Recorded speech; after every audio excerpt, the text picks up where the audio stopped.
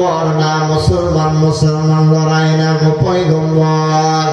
আপনাকে যে সংবাদ দিল সংবাদটা একটু যাচাই করার দরকার, একটু ভালো করে অনুসন্ধান করার দরকার। এইবার যখন খালেদ বিন ওলীদ ওই বনুল মুসতালা গোত্রের দিকে অগ্রসর হয়, ঘটনা ক্রমে খালেদ বিন ওলীদের সাথে হযরতে হারিস ইবনে জিরারের দেখা হয়ে যায়। এইবার খালেদ বিন ওলীদ বলতেছে, হারিস রে, তোমার কাছে রাসূলের দুধ আসছে, যাকাত তো দাও নাই, বরং আমার রাসূলের দুধকে তুমি হত্যা করতে চাইছো। হারিস বিন জিরার বলে, আস্তাগফিরুল্লাহ, আমরা রাসূলের দুধকে হত্যা করব তো দূরের কথা, আমাদের সাথে রাসূলের দুধ দেখাই হয় নাই। আমরা যাকাতের মাল একসাথে কইরা রেডি করে রাখছি, রাসূলের পত্রবল আসবে, রাসূলের দুধ আসবে, তার কাছে আমরা বাইতুল মালের যাকাতটা আদায় করে দেব। এই কথা হযরতে খালেদ শোনার পরে হারিস বিন জিরারকে সাথে করে নিয়ে রাসূলের দরবারে চলে যায়।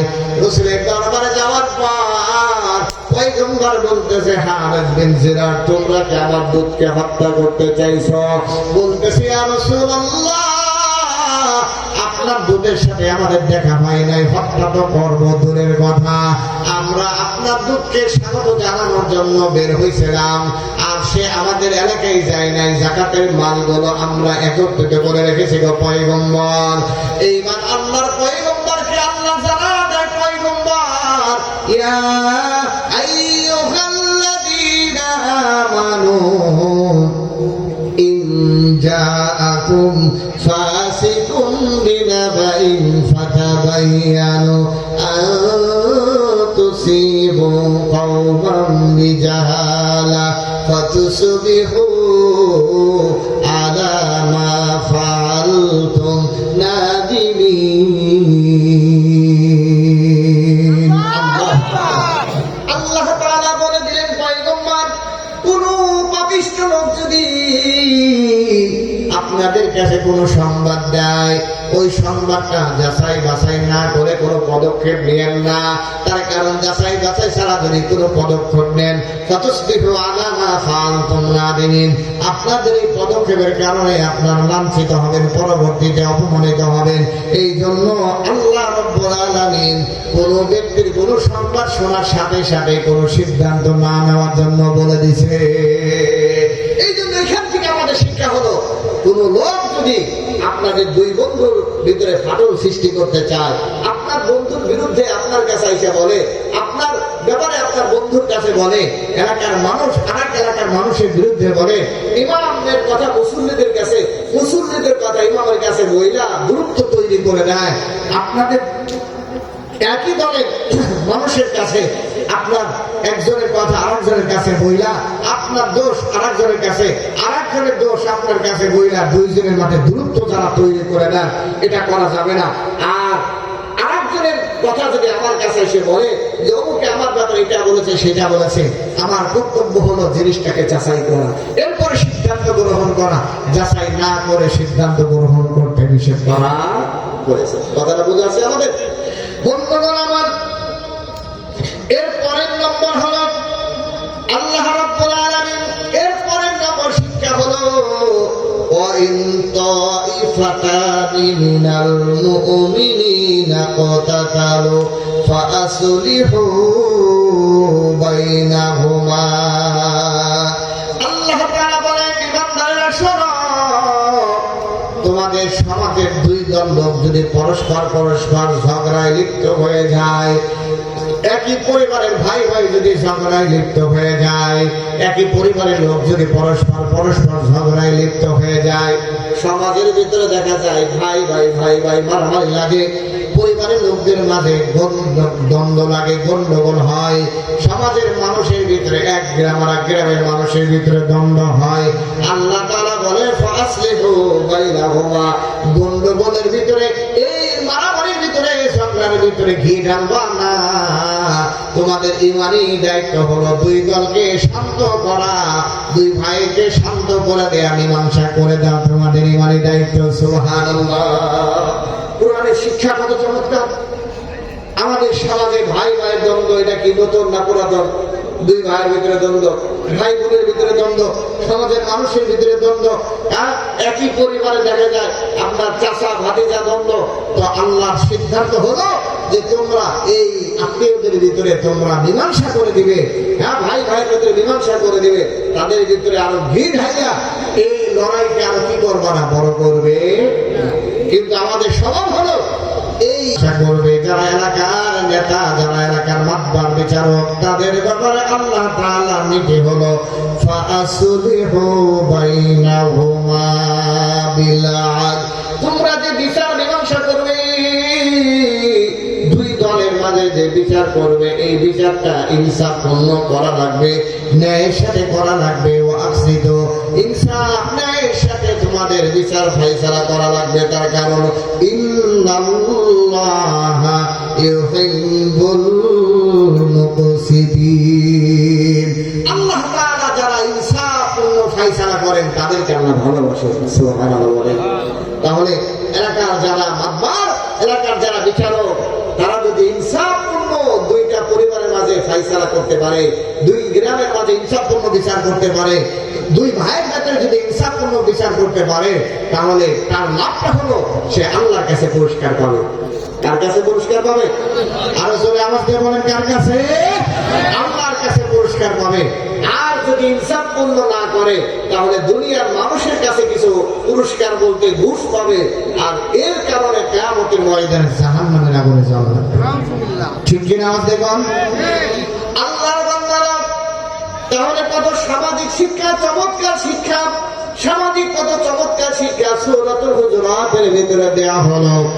আল্লাহ তাআলা সামাজিক শিক্ষা সূরাতুল হুজুরাতের ভিতরে দেয়া বলেন যে তোমাদের দুই দল, ভাই ভাই অথবা এলাকার দুই দল মানুষের মধ্যে যদি তোমাদের সমস্যা হয়, তাহলে পরস্পর যেন তারা তোমাদের মাতবার যারা হবে, বিচারক যারা হবে, তারা যেন সংশোধন করে দেয়। এরপরে মুমিনদের কথা আলাদা করে বলা হলো। আর যদি এই দুই দল ইমানদার হয়, তাহলে আল্লাহ বলেন ইন্নামাল মুমিনুনা ইখওয়া। আরে মুমিন তো ভাই, একজন ইমানদার আর একজন ইমানদার তো পরস্পর ভাই। অতএব ফাসলিহু বাইনা আখওয়াইকুম, তোমাদের দুই ভাইয়ের মাঝে তোমরা মীমাংসা করে দেবে। ওয়াত্তাকুল্লাহা লাআল্লাকুম তুরহামুন, মীমাংসা করার ক্ষেত্রে আল্লাহকে ভয় করবে। আর যারা আল্লাহকে ভয় করে, আল্লাহ তাআলা তাদের প্রতি আল্লাহ রহমত নাজিল করবেন। সুবহানাল্লাহ। পরস্পর ইমানদার যদি সমস্যা হয়ে যায়, ইমানদারদের ব্যাপারে আল্লাহ বলেন, আরে এক মুমিন তার এক মুমিন ভাই, একজন মুসলমান আর একজন মুসলমান ভাই, এই মুসলমানের ঝগড়া তোমরা আবার ভিড় হালবা তো দূরের কথা, বরং তাদের মাঝে তোমরা মীমাংসা করে দাও, আল্লাহকে ভয় করো। আর আল্লাহকে ভয় করলে আল্লাহ এদের প্রতি আল্লাহ রহমত নাজিল হবে। সুবহানাল্লাহ বলেন। আওয়াজ দিয়ে সুবহানাল্লাহ বলেন না। আমার ভাইরা, এই শিক্ষাটা যদি আমরা নিতাম, আমাদের মুসলমানদের ভিতরে ঝগড়া, আমরা তৃতীয় পক্ষ সুন্দর করে একটা মীমাংসা করে দিলাম, আর পরস্পর মীমাংসা করে দিলাম, আল্লাহর ভয় অন্তরে রেখে যদি মীমাংসা আমরা করে দিতে পারি, তাহলে আল্লাহ তোমাদের প্রতি রহমত নাজিল হবে। এর পরের নম্বর সূরাতুল হুজুরাতের আরেকটা শিক্ষা হলো, যেটা আমাদের বদ অভ্যাস, আমাদের সমাজের মানুষের খারাপ একটা অভ্যাস, এই অভ্যাস সম্পর্কে আল্লাহ তাআলা বলেন, ইয়া আইয়ুহাল্লাযীনা আমানু লা ইয়াসখার কওমুম মিন কওমিন আসা আইয়াকুনু খায়রাম মিনহুম। আল্লাহ রাব্বুল আলামিন বলে, দুনিয়ার মানুষের শোনো, তোমরা এক এলাকার মানুষ আরেক এলাকার মানুষকে নিয়ে লা ইয়াসখার কওমুম মিন কওমিন, হাসি তামাশা করবা না, ঠাট্টা করবা না। এটা আমাদের বদ অভ্যাস। আমরা এক এলাকার মানুষ আরেক এলাকার মানুষকে নিয়ে ঠাট্টা বিদ্রুপ করি কি করি না? আল্লাহ বলে না, এক এলাকার মানুষ আরেক এলাকার মানুষকে নিয়ে ঠাট্টা করা যাবে না। এই গ্রামের মানুষ আরেক গ্রাম নিয়ে ঠাট্টা করে। আল্লাহ তাআলা হইতে পারে ওই গ্রামের মানুষ আমি আল্লাহর কাছে দামি, তোমরা নাও দামি হইতে পারো, কিন্তু দুনিয়ার দিক দিয়ে তোমাদের এলাকার মানুষ হয়তো একটু সম্ভ্রান্ত, ওই এলাকার মানুষ হয়তো একটু দরিদ্র, কিন্তু এই জন্যই তাদেরকে নিয়ে ঠাট্টা বিদ্রুপ করা যাবে না। আল্লাহ তাআলা মানুষ পরস্পর ঠাট্টা বিদ্রুপ করে, এটা নিষেধ করে দিলেন। বিশেষ করে মহিলাদের ব্যাপারে আলাদা করে আল্লাহ তাআলা বলে, দুনিয়ার মহিলারা সনওয়ালা নিসাউম মিন নিসাইন আসা আইয়াকুন আন্না খায়রাম মিনহুন্না। আল্লাহ তাআলা মহিলাদের ব্যাপারে বলতেছে, ও নারী জাতি, তোমরা একজন আরেকজনকে নিয়ে তোমরা তিরস্কার করো, ঠাট্টা করো, তোমাদের এটা বদ অভ্যাস। মহিলারা আরেক মহিলা দেখলে তারা বিদ্রুপ করে, ক্রিটিসাইজ করে, বিদ্রুপ করে, হাসি তামাশা করে, ব্যঙ্গ করে। আল্লাহ তাআলা কয় না, তুমি যে মহিলার নিয়ে ব্যঙ্গ করো হয়তো তোমার চাইতে আমি আল্লাহর কাছে সে দামি হয়ে যাবে। অতএব তোমরা কোন মানুষ নিয়ে ব্যঙ্গ করতে পারবে না, তার কারণ সব মানুষ আমি আল্লাহ তৈরি করেছি, আমার কাছে সবই আমার বান্দা, আমার কাছে সব বান্দার দামি আছে। সুবহানাল্লাহ। আল্লাহর বান্দারা আব্দুল্লাহ ইবনে মাসউদ রাদিয়াল্লাহু তাআলা আনহু রাসূলের অনেক দামি সাহাবী, কিন্তু এই সাহাবীটা অনেক বেটে টাইপের, অনেক ছোট টাইপের, পা গুলো অনেক চিকনা চিকনা, হালকা হালকা পা, কিন্তু আল্লাহর পয়গম্বরের খাদেম ছিলেন। আল্লাহর পয়গম্বর জুতা বহন করতেন, ওজুর লোটা বহন করতেন, বালিশ বহন করতেন, যার কারণে দূর থেকে মানুষজন মুসাফির যারা রাসূলের দরবারে আসতো, এরা মনে করতো আব্দুল্লাহ ইবনে মাসউদ মনে হয় রাসূলের বাড়ির একজন লোক সদস্য বইলা তারা চিনত এবং জানতো এই হযরত আব্দুল্লাহ ইবনে মাসউদ কত দামি। হযরত আব্দুল্লাহ ইবনে মাসউদ রাসূলের মিসওয়াক ভাঙার জন্য, তৈরি করার জন্য একটা গাছে উঠে যায়। এইবার তার পা গুলো অনেক ছোট ছোট, যেহেতু অনেক বেটে মানুষ, পা গুলো ছোট ছোট হওয়ার কারণে হযরত আব্দুল্লাহ ইবনে মাসউদ রাদিয়াল্লাহু তাআলা আনহুর পা মোবারক নিয়া আল্লাহর পয়গম্বরের সাহাবীরা একটু হাসাহাসি করলেন, তার মানে একটু আপনার ব্যঙ্গ স্বরূপ কথা বললেন। এত ছোট ছোট পা দেখে সাহাবীরা হাসার কারণে আল্লাহর পয়গম্বরের বুঝতে বাকি নাই। আল্লাহর পয়গম্বর বলতেছে, সাহাবীরা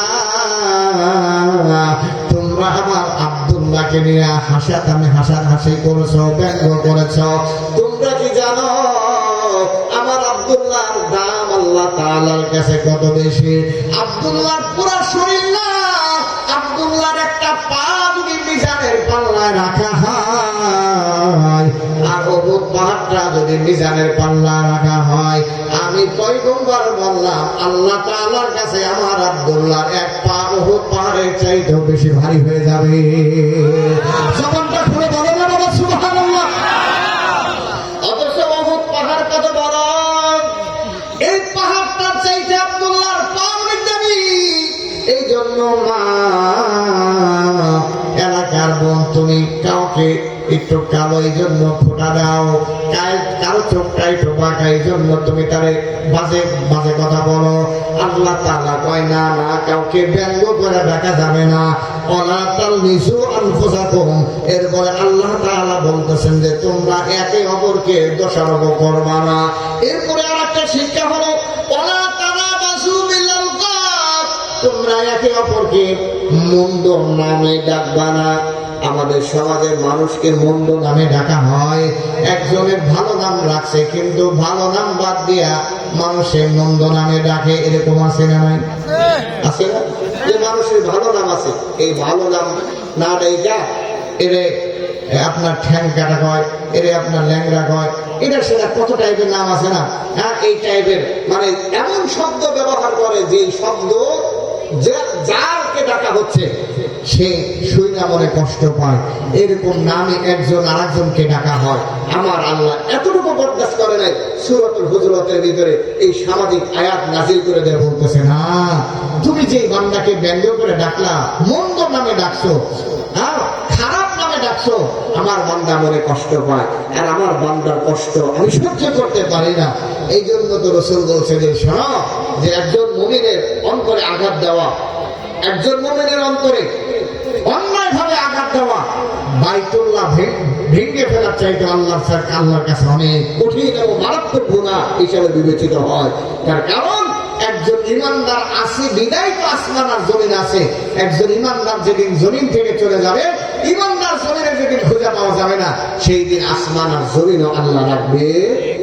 এখন আমি আপনাদের কাছে জানতে চাই, রাসূল যে বললেন লা তাকুমুস সাআ হাত্তা ইয়াকুলা ফিল আরদি আল্লাহ আল্লাহ, যতদিন পর্যন্ত জমিনে আল্লাহ আল্লাহ বলনেওয়ালা থাকবে ততদিন পর্যন্ত কিয়ামত হবে না।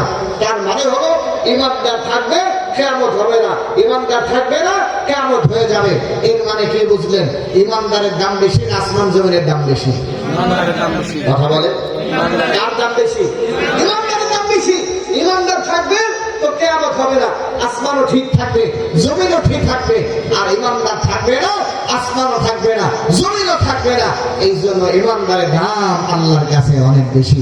এই জন্য আল্লাহ তাআলা বলতেছেন যে শোনো, যে তোমরা কারো মন্দ নামে ডাকবা না, কারো খারাপ নামে ডাকবা না।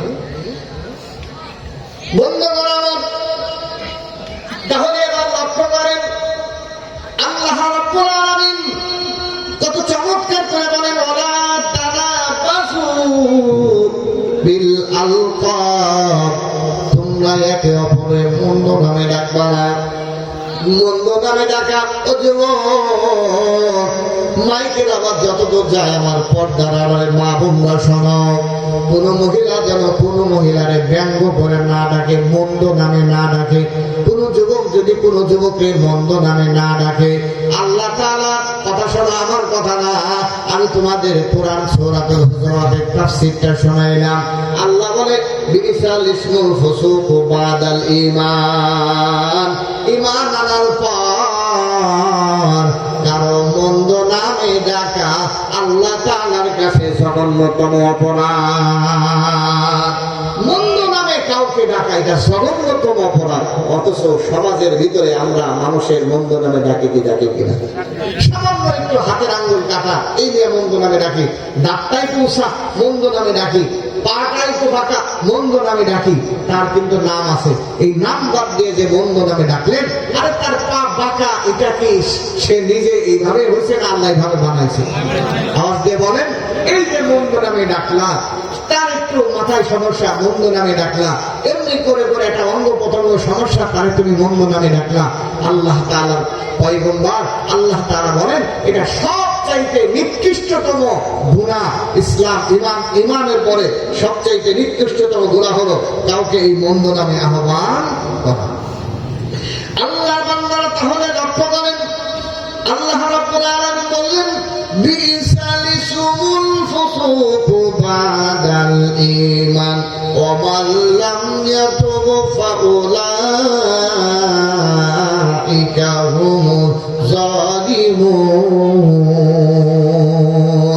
এখন কথা হলো আল্লাহ, আমরা তো এরকম অনেক মন্দ নামে ডাকলাম, মানুষকে অনেক ব্যঙ্গ করে ডাকলাম, মন্দ নামে ডাকলাম। এখন প্রশ্ন হইতে পারে হুজুর, তাহলে আমাদের এখন এর থেকে পরিত্রাণের উপায় কি, এর থেকে বাঁচার উপায় কি? আল্লাহ তাআলা বলে অমাল্লাম ইয়াতুব ফাউলাইকা হুমুজ জালিমুন। তার মানে হলো যারা তওবা করবে না তারা জালিম হয়ে যাবে, আর যারা তওবা করে আল্লাহর কাছে মাপ চেয়ে নেবে। এই আয়াত দ্বারা বোঝা যায় পিছনে যে ব্যঙ্গ করে ডাকছো মানে মানুষকে হেয় করছো, তুচ্ছ করছো, এই জন্য তার কাছে, ব্যক্তির কাছে তোমার প্রথমত মাপ নেওয়া না লাগবে যে ভাই তোমারে আমি একটু মন্দ বলছিলাম, তোমার নামটা ব্যঙ্গ করে ডাকছিলাম, এই জন্য তোমার কাছে মাপ চাই। বান্দার কাছে মাপ চাওয়ার পর যদি আল্লাহর কাছে মাপ চাওয়া হয়, আল্লাহ তাআলা কয় তোমার জিন্দেগীর গুনাহ আমি আল্লাহ মাফ করে দেব। সুবহানাল্লাহ। যেহেতু এটা বান্দার হক, আপনি বান্দাকে কষ্ট দিয়েছেন, এই জন্য প্রথমে বান্দার কাছে মাপ চাওয়া লাগবে। প্রথমে কার কাছে? বান্দার কাছে মাপ চাওয়া লাগবে। বন্ধুগণ আমার, এর পরের নাম্বার আরেকটা শিক্ষা হলো ইয়া আইয়ুহাল্লাযীনা আমানু তানিবু কাসীরাম মিনাজ-যন ইন্না বা'দাল যন্নি ইসমু ওয়া লা তাজাসসু ওয়া লা ইয়াগতাব বা'দুকুম বা'দা। এরপরে আরেকটা শিক্ষা হলো অধিক পরিমাণে মানুষের প্রতি খারাপ ধারণা করা, খামাখা মানুষের প্রতি খারাপ ধারণা করা। যে মানুষ একটা গাড়ি কিনছে, আপনি মানুষের কাছে বলে বেড়ান যে লোকটা মনে হয় সাদাবাজি কইরা গাড়িটা কিনছে, অথচ গাড়িটা তার হালাল ইনকাম দিয়ে কিনা, অথচ আপনি সাদাবাজির নাম দিয়ে দিলেন। লোকটা বাড়ি করছে, আপনি বললেন যে লোকটা হয়তো 2 নম্বর ইনকাম করে বাড়ি করছে, আপনার জানা নাই। যদি নিশ্চিতভাবে আপনার জানা না থাকে তাহলে ধারণা কইরা কথা বলা যাবে না। আল্লাহ বলে এইভাবে ধারণা মুখের গুনাহ তো মাফ করলেন, অথচ আমি জানি সেই গুনাহটা করছে।